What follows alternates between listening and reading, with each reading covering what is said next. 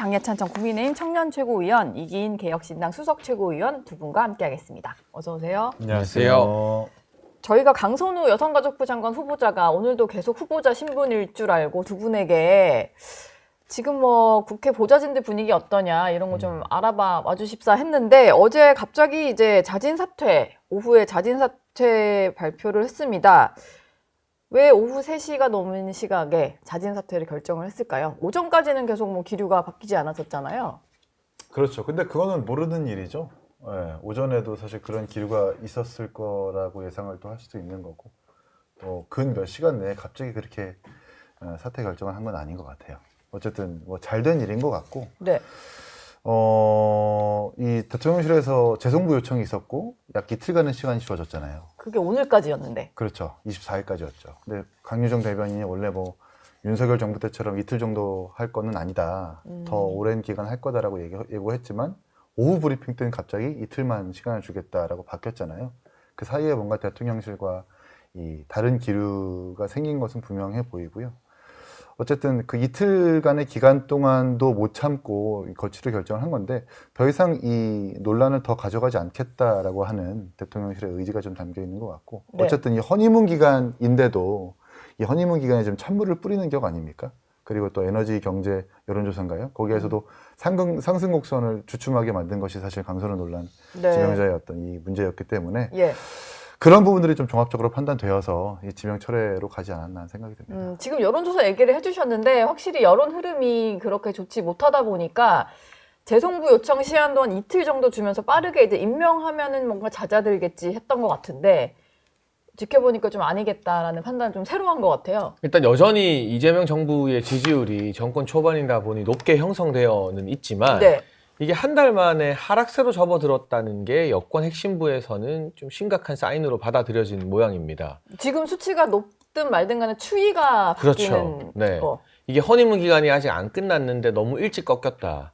그 주 원인이 바로 강선우 후보자 아니었느냐라는 내부 분석이 있었던 것 같고요. 그리고 사실 민생 회복 소비 쿠폰이 풀리는 한 주인데도 맞아요. 불구하고요. 네. 사실은 전국에 30조 원의 추경, 그 핵심인 민생 회복, 소비 쿠폰이 풀리는 주에 이로 인한 이 지지율 상승을 대통령실과 여당에서는 기대했을 텐데 네. 강선우 후보자가 장벽이 되어버렸거든요. 그러면 돈을 몇십 조를 쓰고도 그 효과를 못 보게 되면 진짜 뼈아픈 실책이 되는 거잖아요. 그러니까요. 그리고 저는 이재명 정부의 국정 지지율 비교 대상이 문재인 정부라고 생각을 합니다. 네. 그 문재인 정부는 아시는 것처럼 초창기에 지지율이 80% 중후반까지 나왔어요. 그랬어요? 기억이 네. 안 나네. 86%까지도 찍고 그랬었거든요. 네. 왜냐하면 그 당시에 뭐 남북 화해 모두 다 평창 동계올림픽이다 하면서 그때도 또 탄핵 정국으로 들어선 정부니까. 그러니까 바로 비교 대상으로 가장 적합한 게 문재인 정부인데 네. 80% 중후반이 나와도 결국에는 5년 만에 정권 교체 당했거든요. 네. 그러니까 이재명 정부 입장에서는 지금의 60%대 지지율이 무조건 안정적이다, 해피하다는 아닐 것 같아요.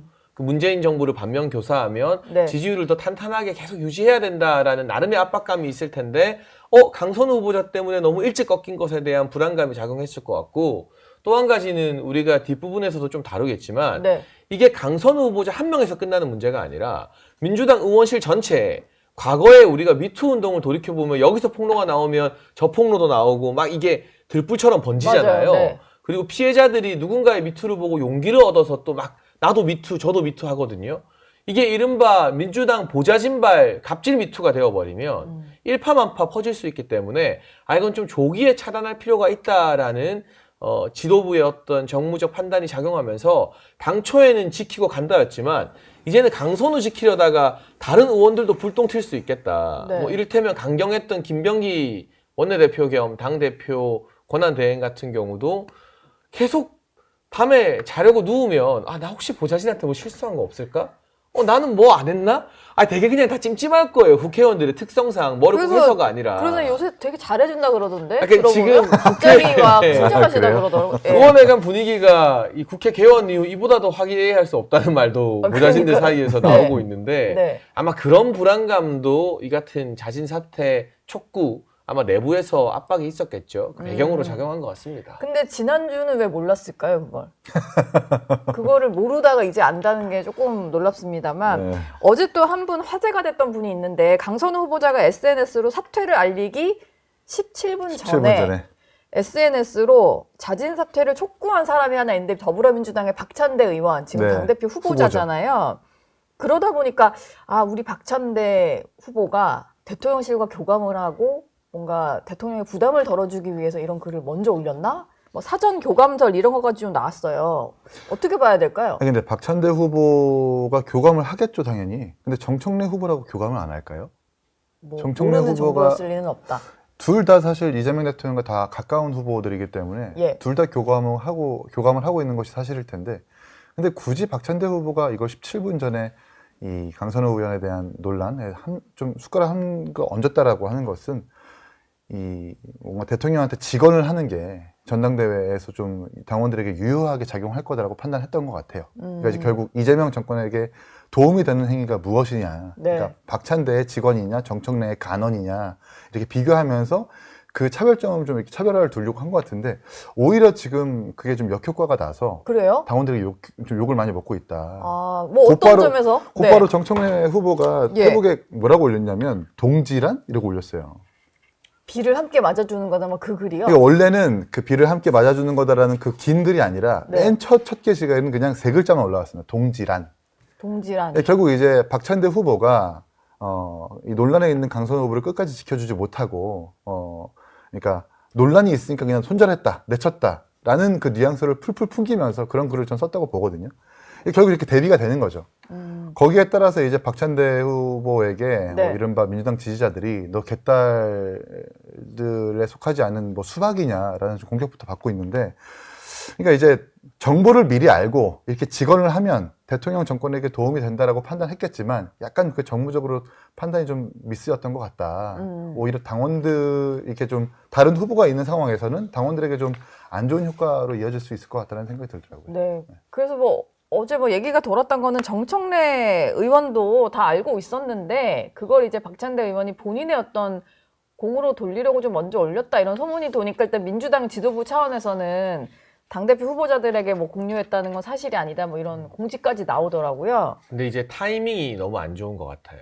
만약 정말 이재명 대통령과의 교감으로 내가 강선우 후보자 사퇴 압력을 넣는 게 충신의 길이다라고 판단했다면 네. 사퇴 17분 전에 글을 올릴 게 아니라 적어도 하루 전에는 글을 올렸어야죠. 그렇지 않습니까? 여론을 아예 이끌어 갔어야 되는데. 그럼요. 그런데 박찬대 후보자가 글 올리고 17분 뒤에 강선우 후보자의 사퇴 입장문이 나왔다는 것은 예. 이 박찬대 당대표 후보의 글이 사퇴에는 별 영향을 못 끼쳤다는 뜻이에요.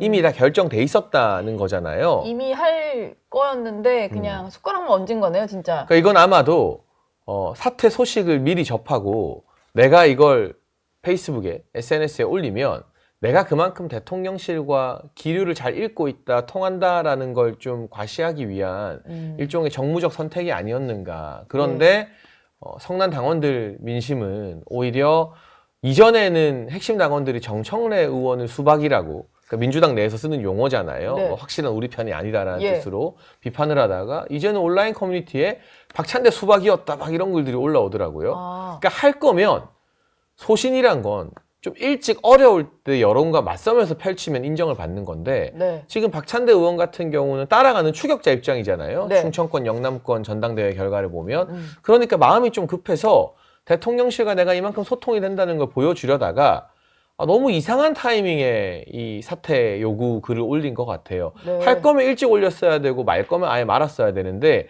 이도 저도 아닌 약간 간보다가 최악의 결과가 나왔다. 이래서 정치에서는 때로는 우직함이 필요한 것이지 뭔가 계산기 두드리고 간보고 하는 게 좋은 결과를 만들어내는 경우가 거의 없는 것 같습니다. 네.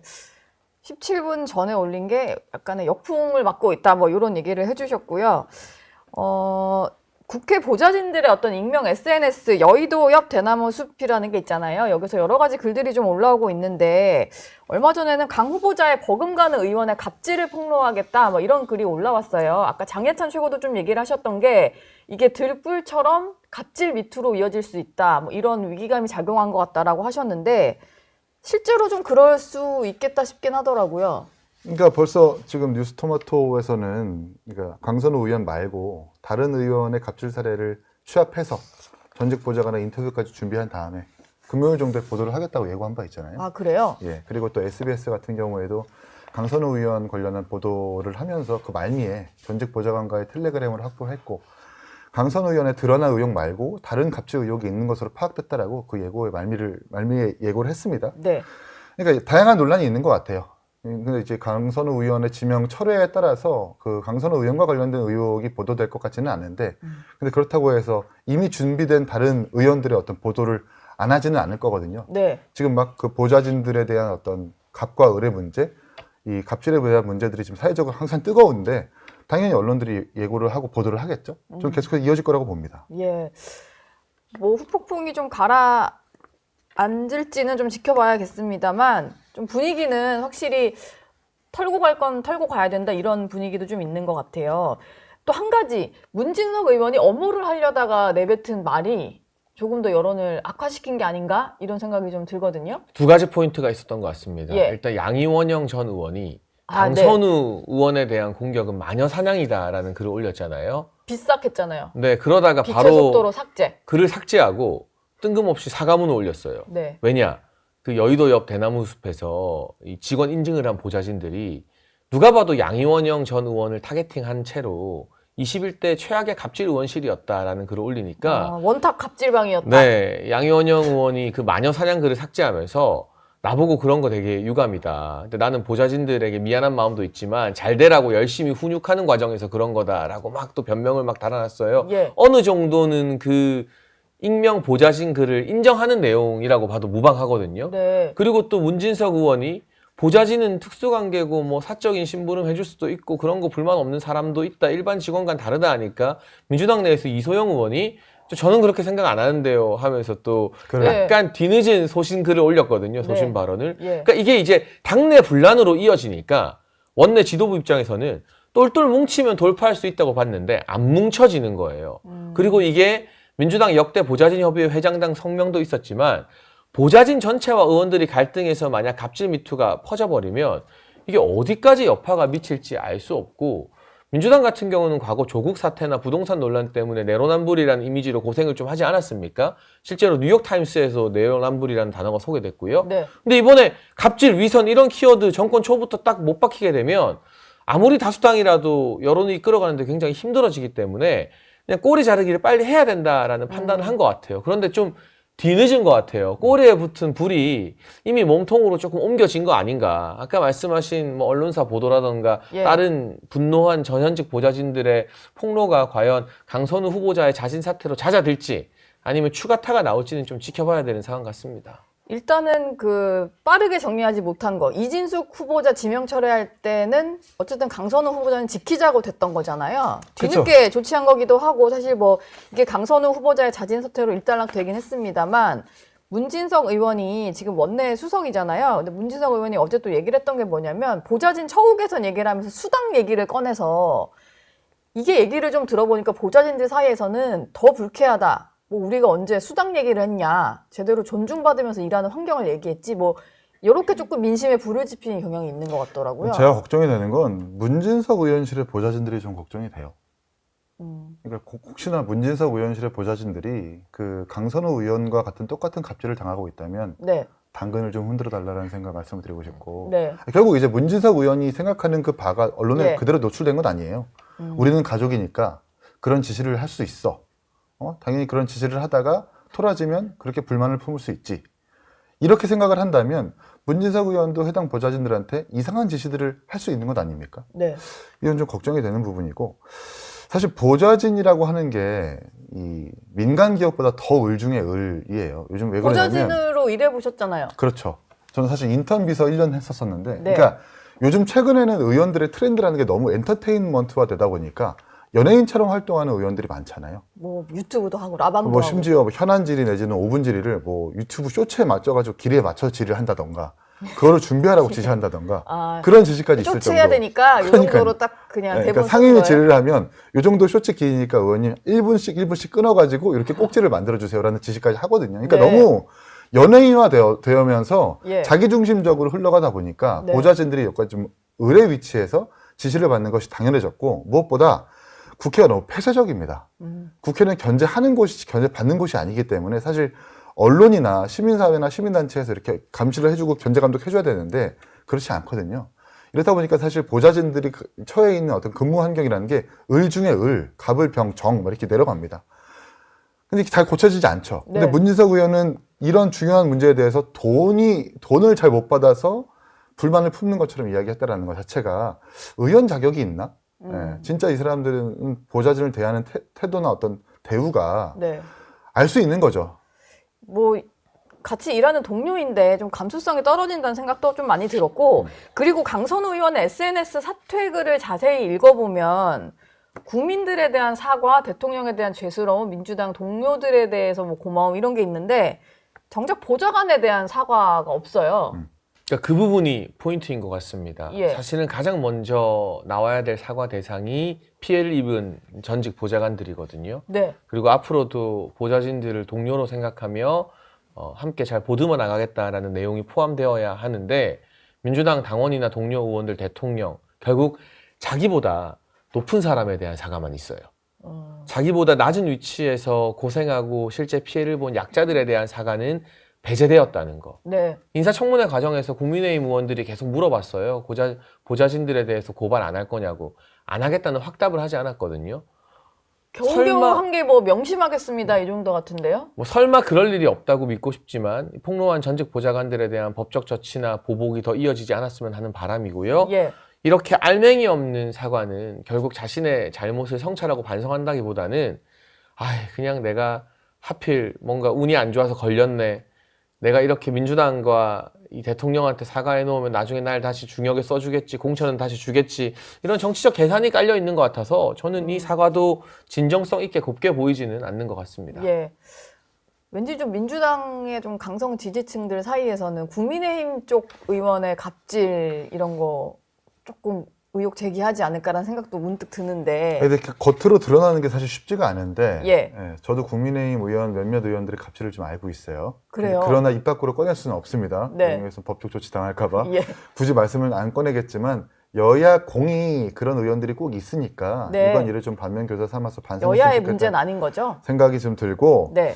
저는 강선우 의원 사퇴를 했으니까 논란은 좀 잦아들 거고 대중의 관심은 줄어들 거예요. 네. 그러면서 강선우 의원은 전직 보좌진들에 대한 법적 조치 내지는 보복을 할 수 있는 가능성이 분명히 있을 겁니다. 이게 관심이 잦아들면 네, 저 어제 사과문 보고 내 장관 낭만은 너네 때문이야라는 걸 읽었거든요. 이거 보좌진들은 사과가 없으니까 네. 결국 대통령과 민주당에 정말 죄송합니다. 그러니까 결국 본인한테 공천을 준 그 주체한테만 사과를 했을 뿐, 그리고 맨 앞에 국민한테 사과를 했지만 보좌진한테 사과 없다라고 하는 건 너 때문이야라는 게 전 먼저 읽혀졌거든요. 사실 이런 보복 심리를 전 읽을 수 있었기 때문에 네.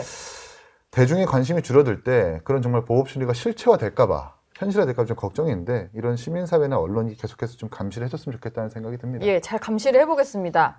근데 어제 강선우 의원의 자진 사퇴로 25년 만에 깨진 기록이 있는데 현역 의원은 인사청문회 불패다 해서 현역 불패잖아요. 근데 이게 한번 깨져버렸거든요. 앞으로 이게 이재명 정부가 내각 구성을 하는 데 있어서 좀 어떤 영향이 있을까요? 뭐든 처음은 어렵죠. 예. 하지만 첫 관문이 무너지면 두 번째, 세 번째는 수월해집니다. 이제는 현역 의원들 막무가내로 밀어넣는다고 다 통과되는 시절은 끝났다라는 걸 보여주는 것 같고요. 네. 아마 2차, 3차 현역 의원 낙마도 이번 인사가 아니라 뭐 다음번 개각이나 이럴 때 충분히 발생할 수 있다라는 준엄한 경고가 될 것 같고, 사실 국회의원 검증이 그렇게 까다롭지는 않아요. 네. 아주 화제의 인물들, 국회의원 되기 전부터 유명했던 인물들이 아니면 그냥 영남이나 호남의 안방 같은 지역구에서 소리 소문 없이 재선, 3선하는 의원도 굉장히 많거든요. 네. 장관 인사검증은 훨씬 더 까다롭죠. 그러니까 국회의원이 됐다고 해서 장관 될 만한 검증도 통과했다는 건 사실 실무적으로 보면 전혀 맞지 않는 이야기거든요. 그동안 여야의 의원들이 같은 밥 한솥밥 먹는 식구니까 검증 좀 대충 하고 그냥 국회의원이라고 하면 인사청문 보고서 채택해주고 하는 그 제 식구 감싸기가 여야를 넘어서 있었던 셈입니다. 네. 이제는 그런 제 식구 감싸기 관행이 아니라 오히려 국회의원에 대해서 더 철저하게 검증해야 되고요. 그리고 국회의원이 될 때도 사실 국민 눈높이에 맞으려면 장관 수준의 인사검증을 각 정당 등에서 해야 하는 게 맞다고 봅니다. 예. 저희 영상 많이 시청해 주시고요. 좋아요, 구독, 댓글, 알림 설정 꼭 부탁드리겠습니다.